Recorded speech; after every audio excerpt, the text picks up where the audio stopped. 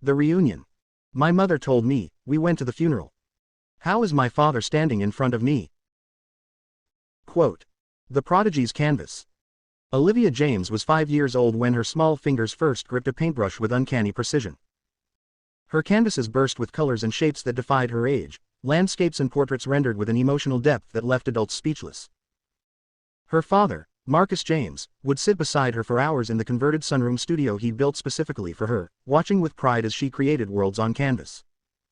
Look at those brushstrokes, Liv, he would whisper, careful not to break her concentration. You're painting feelings, not just pictures. That's what makes you special.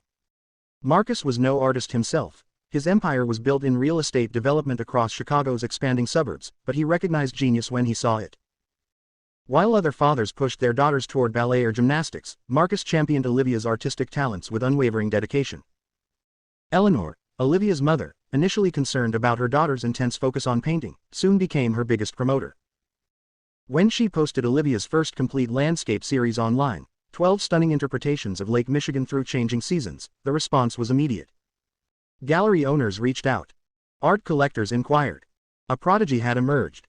Your talent is a gift, Marcus told Olivia one evening after her first small exhibition at a local gallery. But remember, what you create is yours. Never let anyone tell you what to paint or how to see the world. Those early years formed a golden age for the James family. Marcus, successful and charismatic, built developments that transformed neighborhoods while maintaining their character. Eleanor managed their increasingly comfortable life with grace, and Olivia, their treasured only child, flourished under their attentive care. They were, by all appearances, the perfect family. What no one saw were the shadows gathering at the edges of Marcus's business dealings. The vanishing. The phone call came on a Tuesday afternoon in October, when Olivia was 15. She was sketching in her advanced art studio class when she was summoned to the principal's office. Eleanor waited there, her face ashen, her hands trembling. There's been an accident, she said, her voice hollow. Your father's yacht, there was an explosion. The details unfolded in fragments over the following days. Marcus had taken his boat, the 36-foot yacht he'd purchased just months earlier, out for a solo trip on Lake Michigan. A witness reported seeing a flash, hearing a boom that echoed across the water. Coast Guard teams found debris, but despite exhaustive searches, Marcus's body was never recovered. What remained, however, were questions. Why had Marcus gone sailing alone in questionable weather? Why had he left his phone and wallet in his car at the marina? And why had he withdrawn large sums of cash in the days prior? The answers began to surface during the investigation. Marcus James, respected developer and devoted father, had been involved in a complex real estate fraud scheme. He had taken investments for a development that would never be built, siphoning millions from foreign investors with alleged connections to organized crime. We think the explosion wasn't an accident, a detective finally told Eleanor 6 months later. But we also don't think your husband is dead. By then, Olivia had fallen into a deep depression. Her paintings, once vibrant with color, had become monochromatic studies in gray and black, haunting landscapes of isolation and abandonment that somehow garnered even more attention from the art world. At 17, her work commanded prices that established artists couldn't achieve, yet she painted now not from joy but from the wound of her father's betrayal. The funeral had been a somber affair with an empty casket. Eleanor, practical and protective, had insisted on the ritual for Olivia's sake. We need closure, she'd said, though neither truly found it. 3 years after the yacht explosion, with no trace of Marcus ever found, he was legally declared dead. The other life. Victor Reyes settled into his Buenos Aires apartment, watching his wife, Camilla, as she carefully hung the newest acquisition on their living room wall, a haunting canvas depicting a lighthouse standing alone on a cliff, waves crashing below in tumultuous grays and deep blues. It's magnificent, Camilla breathed, stepping back to admire it. Her best work yet. Victor nodded, his throat tight. The signature in the corner, a simple, Olivia J., sent a familiar pain through his chest. An art dealer by profession, Camilla had fallen in love with the works of the young American artist Olivia James 5 years ago. Now their home featured a growing collection of her paintings, each one a window into the soul of the daughter Victor had abandoned. Marcus James no longer existed.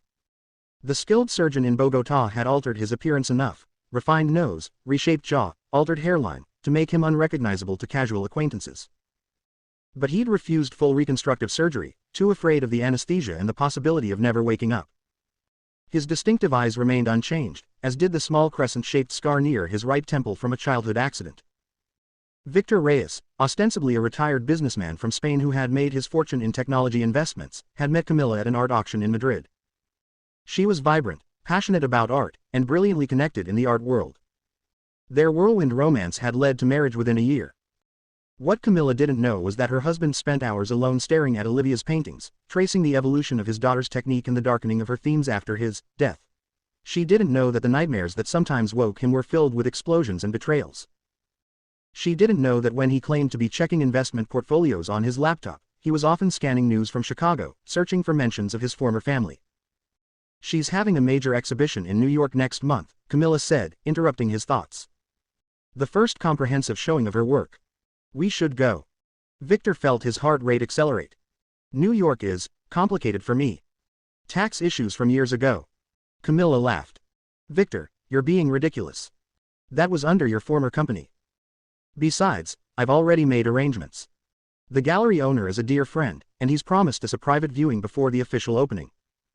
As Camilla continued making plans, Victor felt the carefully constructed walls of his new life begin to crack. For 8 years, he had lived with the consequences of his choices, the loss of his daughter, the constant fear of discovery, the guilt that never subsided.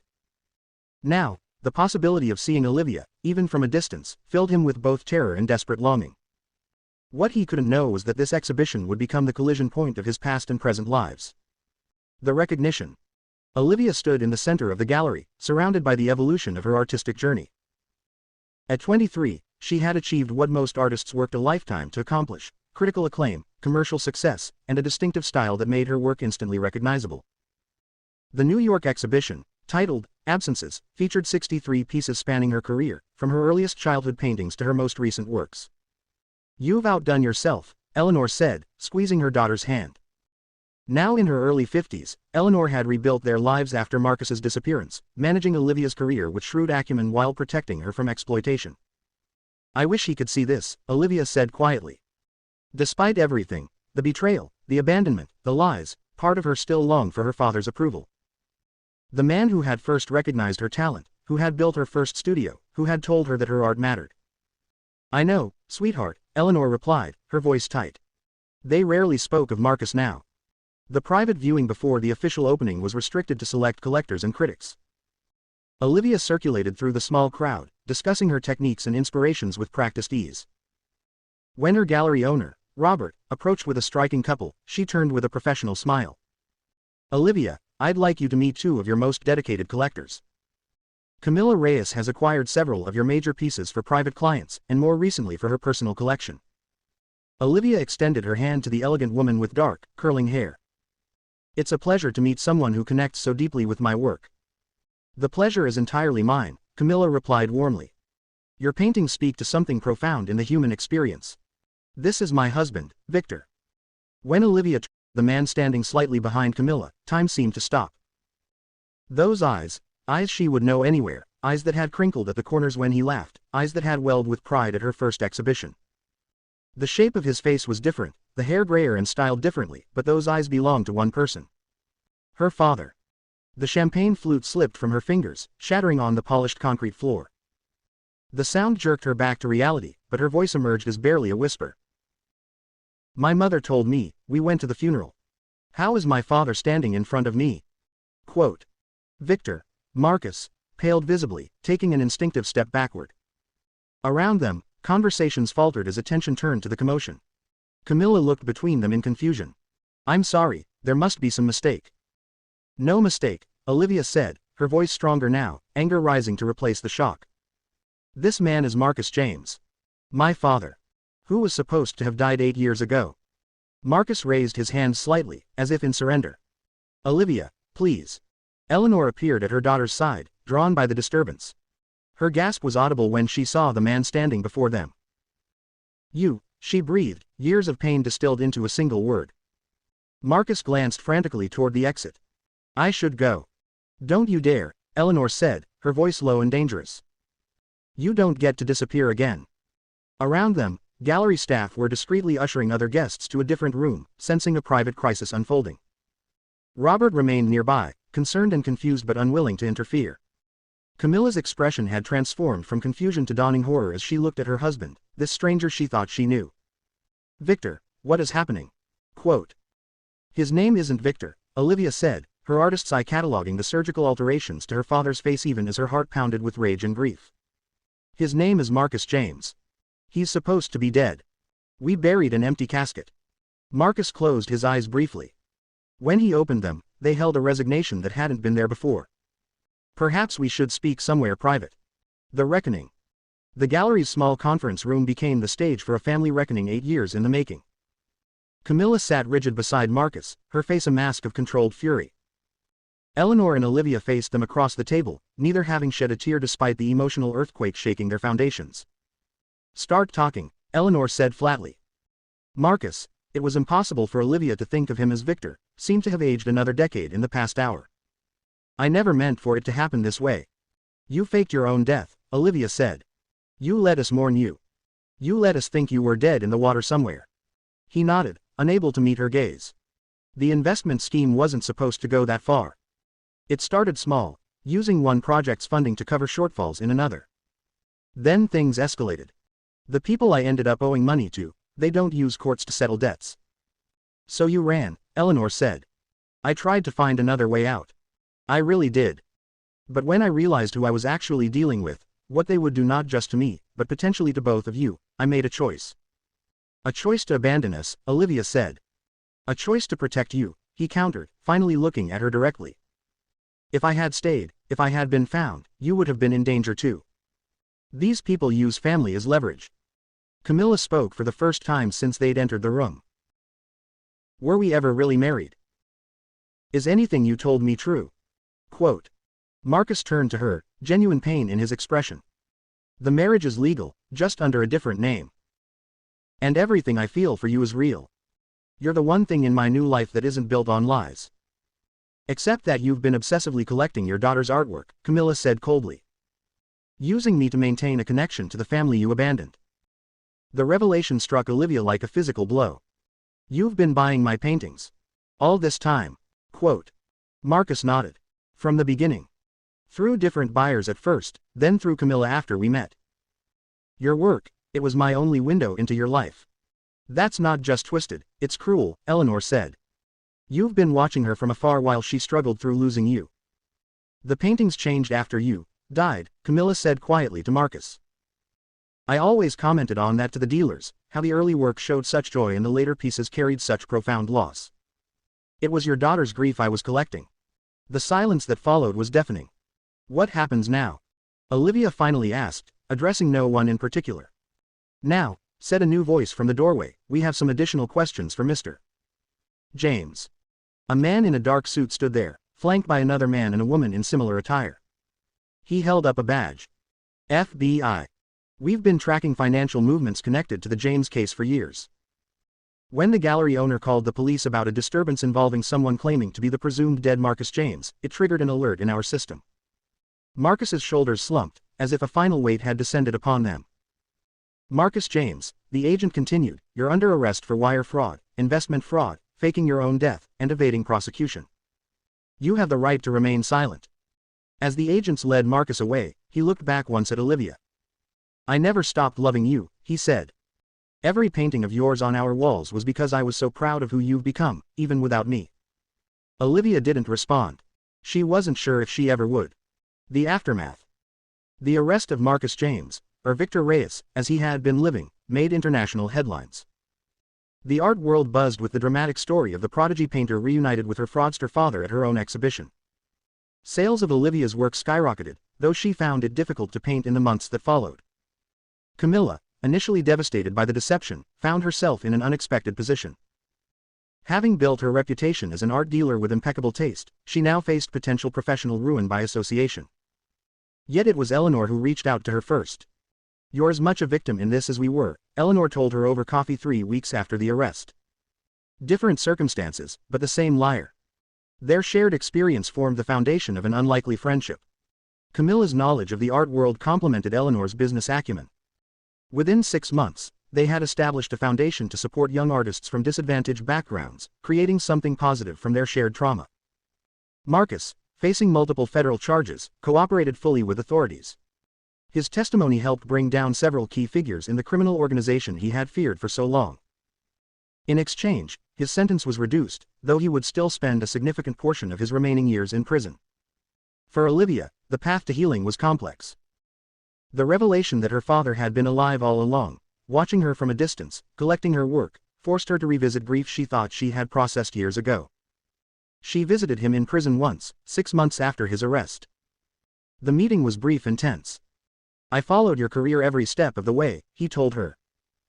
"Every achievement, every milestone." "That doesn't as being there," she replied. "I know," he hesitated. "Your latest series, the one about transformation, it's your strongest work yet." Despite herself, Olivia felt a flicker of the old desire for his approval. "You don't get to have opinions about my work anymore." Marcus nodded, accepting this. "Fair enough. But I want you to know something. The man who encouraged that 5-year-old girl to paint what she felt, that was the real me. Everything else, the fraud, the running, the lies, that was me too, but it wasn't all of me." Olivia considered this. "I used to paint because it made you proud. Then I painted because losing you broke something in me. I need to find out who I am as an artist without either of those motivations." "You will," he said simply. "You always had more talent and integrity than I ever did." She didn't visit him again for over a year. The resolution. On the 10th anniversary of the day Marcus James had died, Olivia unveiled a new exhibition. Titled Recognition, it featured paired paintings, one from her childhood, vibrant with hope and possibility, alongside a new work responding to it from her adult perspective. The centerpiece was a diptych. On the left, a painting she'd created at age 7 of her father standing at the helm of a small sailboat, his face turned toward a distant horizon. On the right, a new work, a man behind bars, his face in partial shadow, but with a single beam of light illuminating his eyes. Camilla, now a close friend and occasional collaborator, stood beside her at the opening. "He would be moved by this," she said quietly. "I didn't paint it for him," Olivia replied. "I painted it for me." Eleanor joined them, linking her arm through her daughter's. "You've taken something broken and made it into art. That's what you've always done best." Later that evening, after the crowds had thinned, Olivia stood alone before the diptych. The journey from the traumatized teenager to the woman she now was had been arduous. The betrayal still stung, but its power over her had diminished. She had begun visiting her father more regularly in prison. Their relationship would never be what it once was, but they had found a way to acknowledge both the love and the harm, the connection and the betrayal. Marcus would be eligible for parole in another 5 years. Olivia didn't know if she would welcome him back into her life fully when that day came. But she had learned that healing wasn't about forgetting or even necessarily forgiving, it was about integrating the broken pieces into a new whole. Her phone buzzed with a text message. It was from her father, sent by the prison email system converted to SMS. "Saw the exhibition coverage online. You've created beauty from pain. Always knew you would." Olivia slipped the phone back into her pocket without responding. Some conversations didn't need words. The paintings said everything that mattered. In the quiet gallery, surrounded by the visual narrative of her life's journey, Olivia finally felt the weight of her father's abandonment lifting. The girl who had once lived for his approval had become a woman who painted her truth, complex, painful, beautiful, on her own terms.